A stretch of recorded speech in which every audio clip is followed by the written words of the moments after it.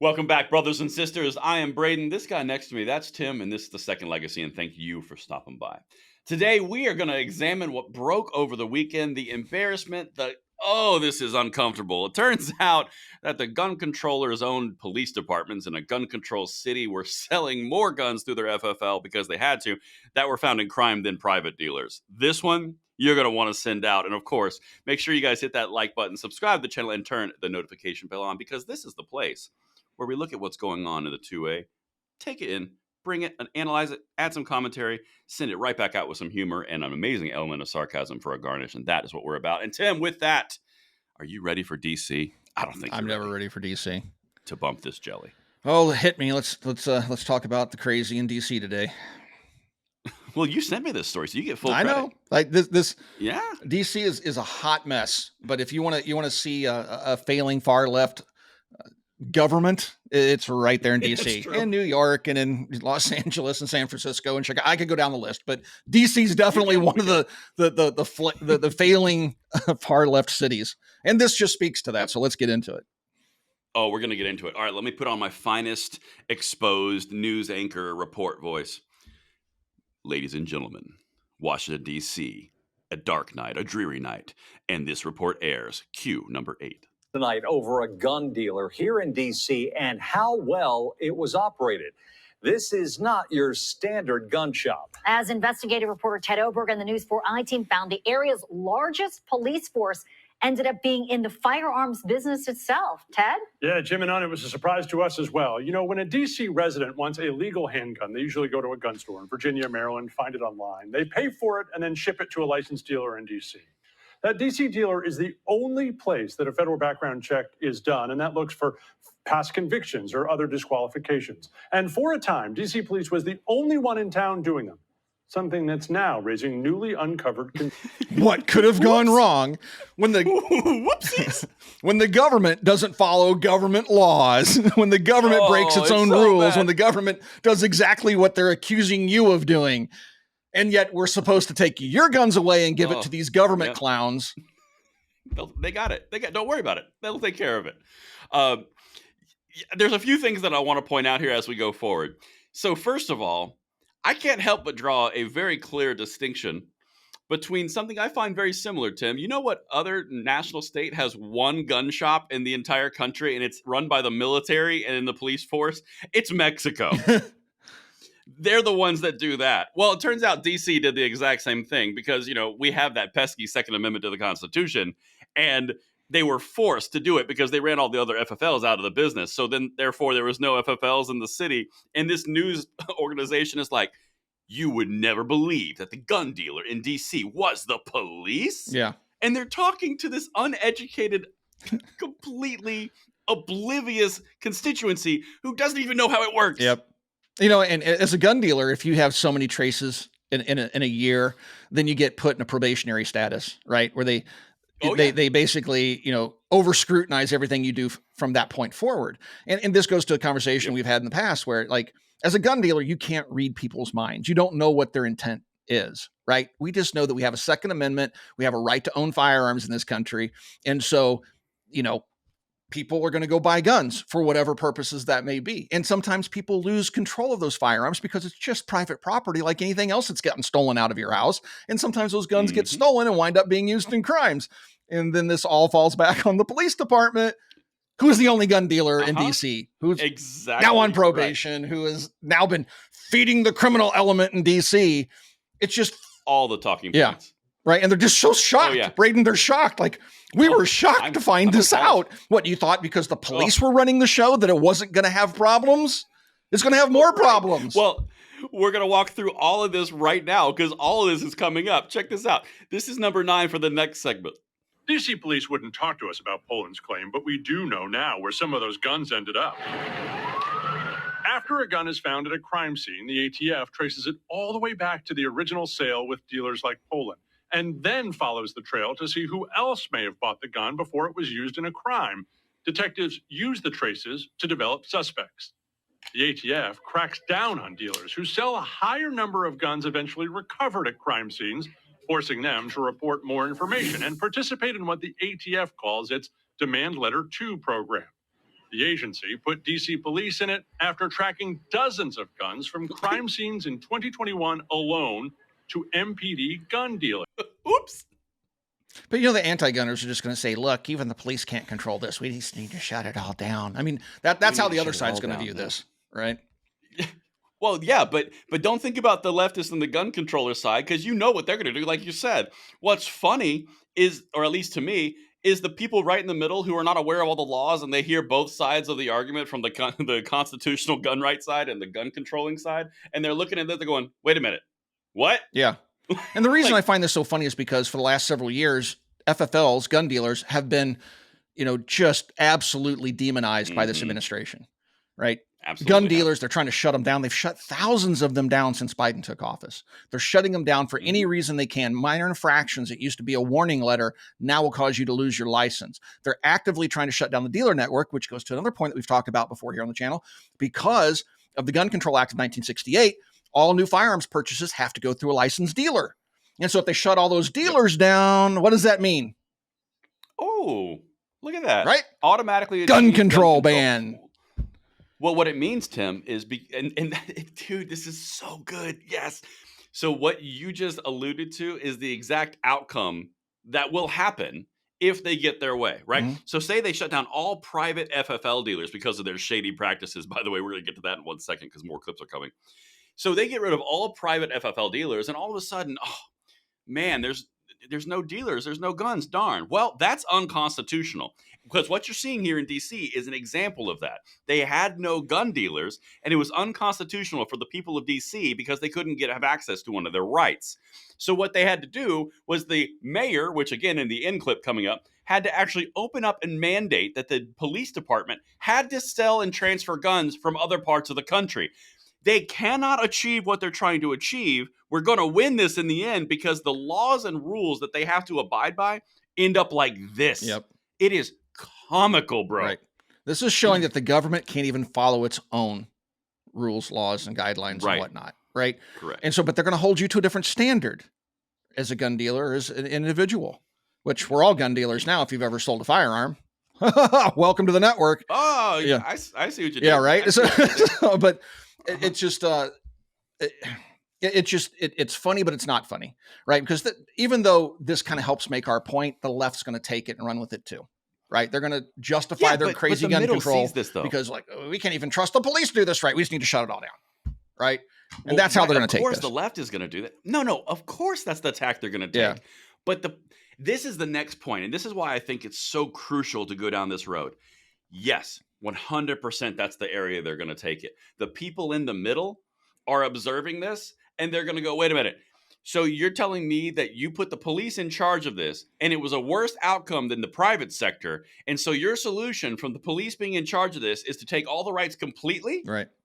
And that looks so much worse because it confirms everything we've been telling them that the left wants to do. Yep. That's why I think this is so powerful. No, it is. Yes, absolutely. You know what, Tim? We have some exposés from Brady, the Brady group, the Common Sense Gun Reform Group. Yeah, by the way, they're the ones that outed the MPD in their quest to out private dealers. This is so good. Number 10. We are not anti-gun dealer at Brady. We are anti-irresponsible gun dealing. The group Brady United Against Gun Violence recently released hundreds of documents related to the program and found it's really rare to be put in it. But we found 14 dealers in the D.C. area, including Poland's and another who currently operate in D.C., and MPD was on the list too. It was a little bit surprising to see the D.C. Metropolitan Police Department receive a demand. Oh, was it? We're not anti-dealer. We're anti-bad dealer. No, you're anti-gun. You want them all banned. It's a gun. Let's just say it. Come on. Let's just They're drop so the dishonest. briefing. How do you take anybody seriously that within the first sentence when they're speaking to you, they're lying to you? That's exactly right, man. We're not anti-gun dealer. We're just anti-bad gun dealer. Right. What's bad? Anybody that sells guns.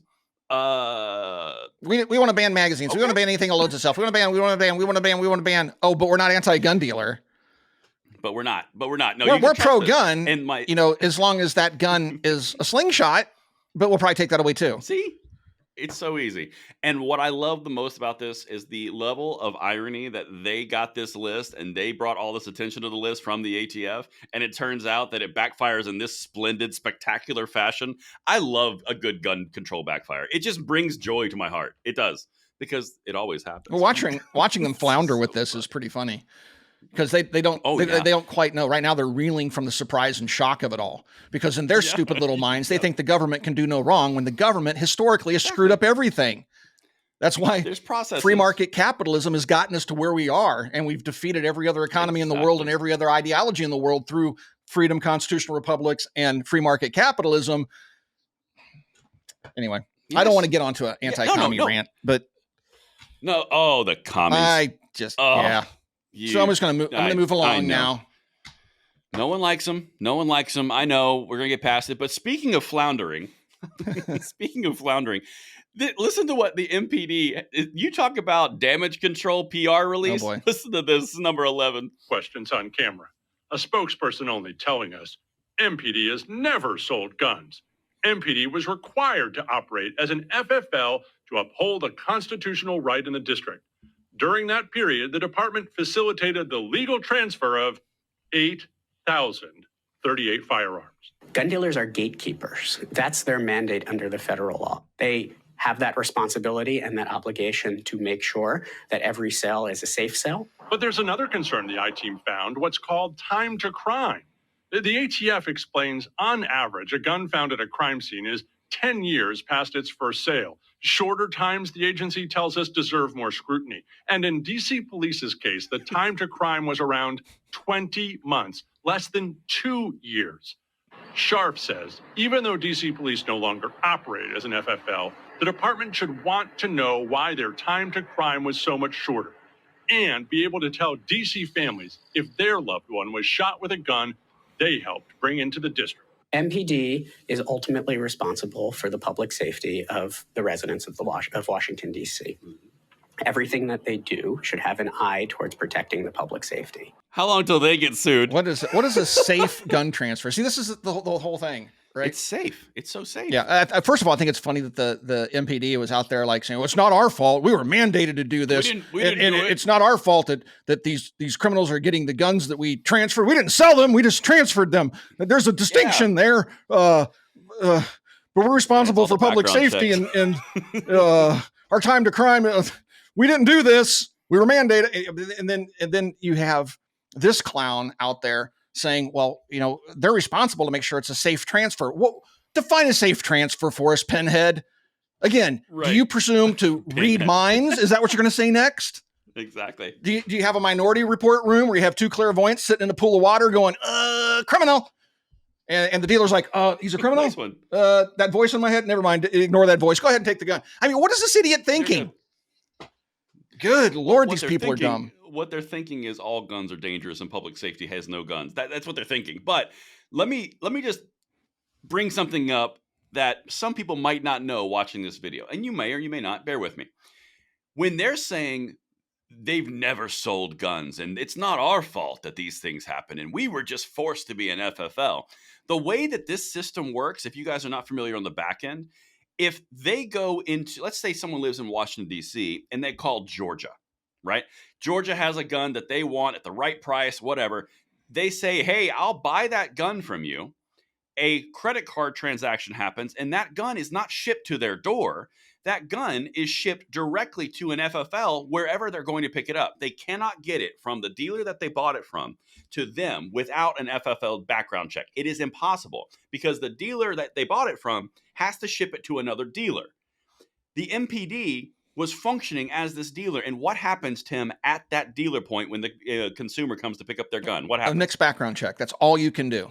Yep. And so that's the NICS, literally the only choice. So the NICS background check was sold to us during the Clinton administration as the be all end all. We're going to stop all violent crime in the United States. All we have to do is a background check to make sure that the people buying the guns don't have a criminal record.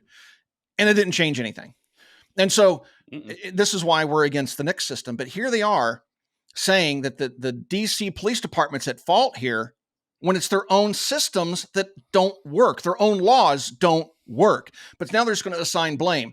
Well, The NICS system may have let this person buy the gun, but you were responsible for a safe transfer, whatever the hell that is. And we're going to hold you accountable, MPD. And it's like, but this is the conundrum that every single gun dealer is in when the ATF comes knocking for their they want to do, go through all your books and do their little audit. This is what every single gun dealer goes through. And then you get held to account for the actions of other people. You had no freaking idea what their intent was. And what do you say? We're going to start profiling people now? Is that what you want to do next? I thought profiling was bad. If it was stolen. What are you saying to me? It is bad. Right. But think about it from another perspective, right? So they're only talking about in this little expose, as they caught them, was when they were giving guns to bad people. No, you're also taking out a very large percentage of what happens. If a good person, by their standard, passes the background check and they take it home and that gun is stolen, well, that gun recovered at a crime scene still goes back to the MPD. There's a crime in between there. And that Brady is going, well, the MPD should really know who they sell it to. To put this in another perspective, this is like you buying a car, everyday citizen. You bought a car. You took it home and you parked it in your parking or your driveway. Someone comes in and steals your car. They go and they wreck another car through reckless driving. And then the police go back to the original dealer and say, how could you sell it to this person? Or you have no standards of safety. Right. That was not a safe car sale. It doesn't make sense on any level, but you have to be able to make an analogy that people are going to resonate with. Right. Well, but that's what they're talking about. Gun about. Grabbers think guns play by a different set of rules. Like there's everything else in the world and there's guns. And so that's not wrong. Yeah. It's like we want to hold gun dealers and gun manufacturers responsible for the actions of criminals. Okay, well, let's apply that standard to cars, airplanes, home builders, swimming pool installers. Right. Let's just apply that to everybody universally and see how far that gets us. Well, right, because it's based in, and this is why it's so powerful. And then we'll get one more clip. That's why this approach of the conversation is so powerful. So if you get away from out of my cold dead fingers, out of my cold dead hands, screw you, you're not taking my guns. If you get out of that for 2 seconds and you go, okay, well, let's talk about this from a different perspective and what you're actually implying, it becomes so powerful because what you said, you can't operate a society under this level of scrutiny for everyone. Like you said with a pool, someone builds a pool, then they go away 3 years later, a friend of that family, someone drowns or bumps their head or has some horrible accident, and then you're going to blame the pool manufacturer because they should have foreseen drowning. Right. It doesn't make sense on any level at all in any other segment of the population. Right. But that's powerful to bring attention to. Right. And this also, this is how people avoid owning their own mistakes, right? So you let your child into the pool when they shouldn't have been in the pool and they drown. So now you're going to blame the pool manufacturer. You're not holding yourself accountable for your own actions. Same thing with criminals, right? And gun dealers. Gun dealers aren't doing anything wrong. They're following the letter of the law. Just because they don't read minds doesn't make them bad people, right? And so the criminal goes out and does a criminal thing with it. Now we're going to hold the gun dealer, the gun manufacturer, and everybody else in line responsible for the actions of the criminal. No, how about we hold the criminal accountable for once? Right. Because you only stop crime by punishing criminals and making examples of them. When you let them all go, you incentivize people to come right back out and commit more crimes because they know they're not going to get any trouble for it. You are correct. And Tim, I can't wait for the people to see the video that we do in that we're about to film on Chicago. You guys make sure you say too on that one. But wrapping this one up because Tim just totally plugged it. Now, speaking of accountability, the news team have questions for the D.C. mayor, who is a gun controller, Muriel Bowser. All right, this is number 12. Listen to this. Before D.C. Mayor Muriel Bowser told D.C. police to get into the gun business, she was criticizing Virginia lawmakers for not overseeing dealers in the Commonwealth strictly enough.